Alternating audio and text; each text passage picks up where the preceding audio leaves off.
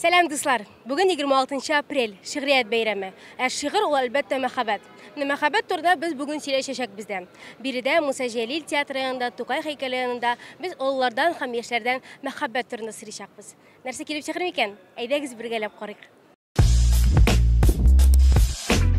İsminiz? Aysalım. Aydar. Leyla. Gülşeşek bulan. Gülnaz. Elfet Zakirjanov. Soğupa sizge şunu sırav, sizin için mehabet ol nerse? Mehabet ol kişilikni yaşatuşu his tip sanayım. Mehabet ol hürmeti tebilif. İlhamlanu şırı diyeyim. Diyeyim bula. Mehabet benim için ol bilmem doğruluk, ruhiyatlarının birleşuğu, canlarının koşuluğu. Mehabbet ol, mene eyteler. Mehabbet kortaygaçta koladı beyme. Mehabbet ol insaf his benim için. Çünkü yaratkan kişinin bütün jirinde kurmişi, onun tabii haletlerin kurmişi yaratasın. Ekiyuga şıkka şimdi bütün üstünde kuresin.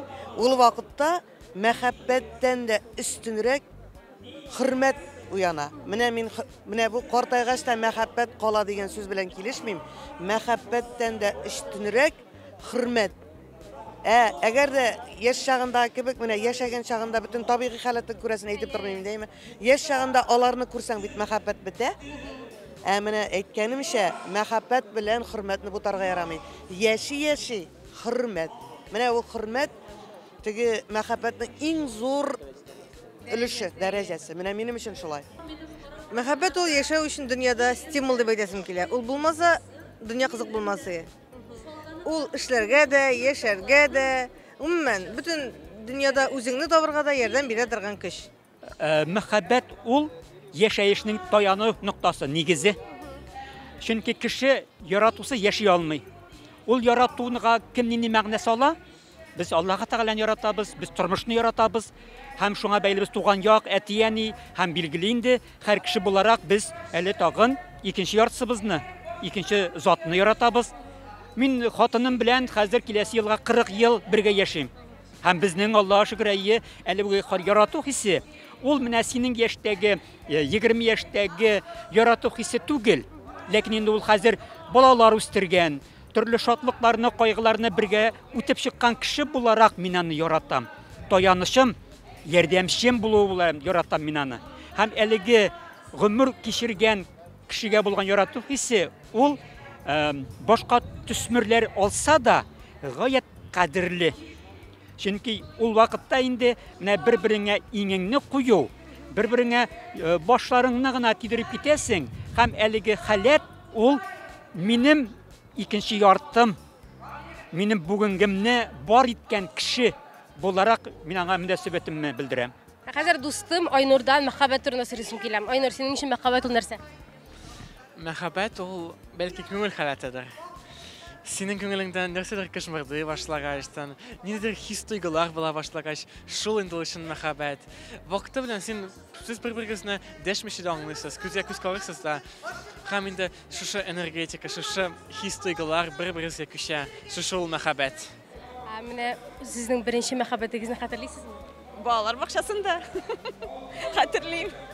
Nindi his ediyor sizin için? Ay şeydir bağlar bakşasında bir malay.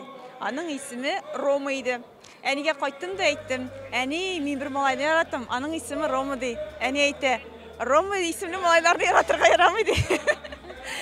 Şundan soň mehalet bitti. Ol sır, lakin meni g'umumiy ravishda tasvirlay olamdir. Ol birinchi yil kuyga chiqdi. Yo'q, endi birinchi mehabet bola chaqda bo'lgan shunday bir mehabet. Biz anara piknik ayrılıştık. Turli shaharlarda yashaymiz. Ham men aning turmushi bilan qiziqmasam da o kadar, lakin ko'rib boram, ham bekni suyunam, chunki ol bek yaxshi kishi, ham bek aybat kishiga kuyga chiqdi.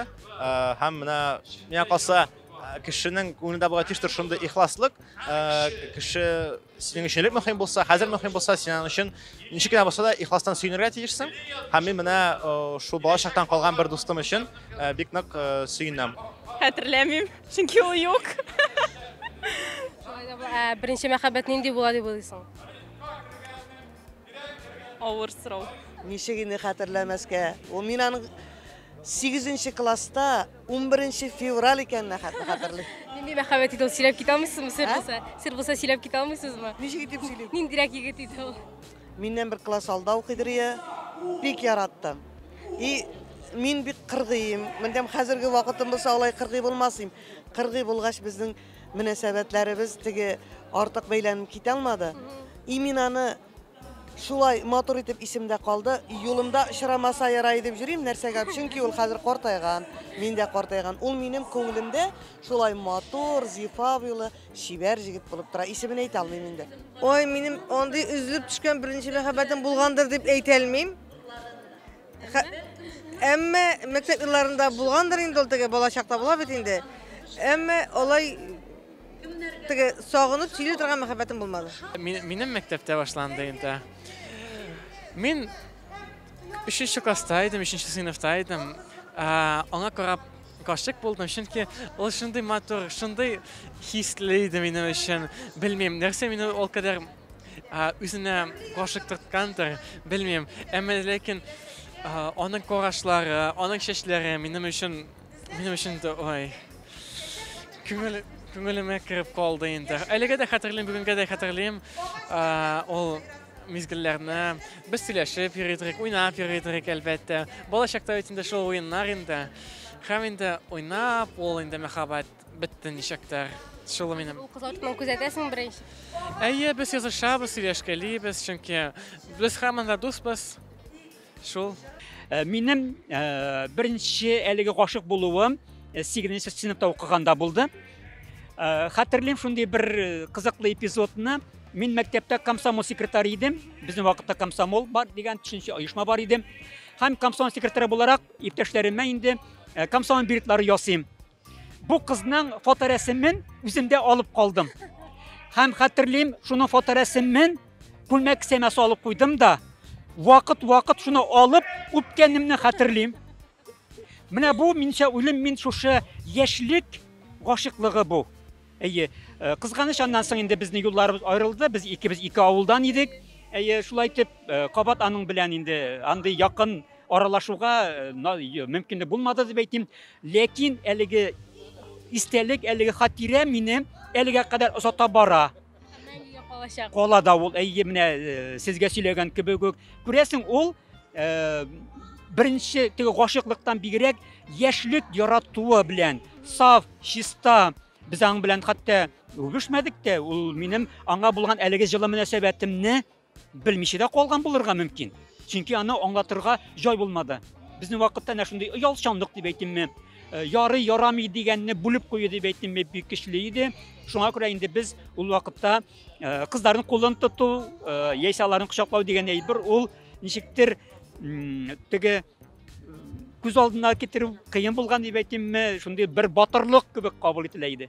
Рәхмәт сезгә, бик зур.